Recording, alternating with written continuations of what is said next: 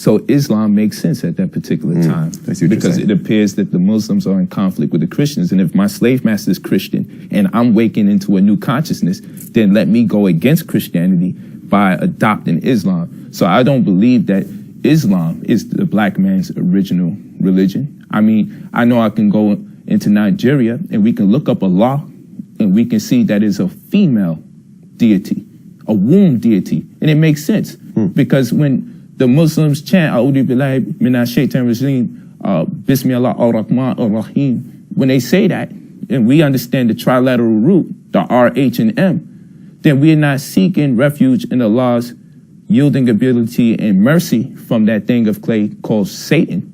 We're seeking refuge by way of Allah's womb. Because if you ask anybody who speaks any Arabic, who's honest, and I'm not talking about black people who adopt religions and think they don't got to learn the language. You ask them. You ask them about Rahim or Rahum. You ask them about the trilateral root, the R, the H, and the M, or the three-part verb.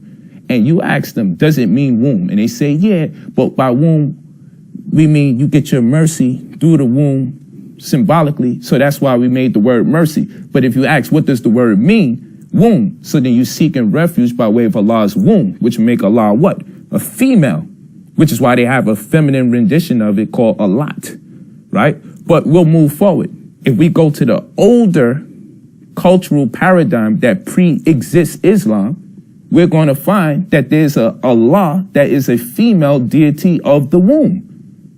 But if man had to find out that his God was a woman, what would he do with his chauvinism? What would he do with his misogyny? His whole doctrine is out of here, and he would have to put the woman back where? On the throne. But we go into ancient Egypt.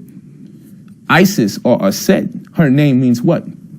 Throne. And the only letter that's different from her name that makes up her husband's name, who would be a Jehovah of the Bible, is Osiris. But the only glyph that's different is the all-seeing eye, which is pronounced Ir, which means to make. So the woman's role was to make the throne for her man, which means we get our salvation through our women. And all the ancient black paradigms made subscriptions to identifying the woman as the most integral part of our existence. That's where we become gods. We are children of her, not the other way around. All this rib stuff and who was created first, it's cool. It caters to man's ego. Right.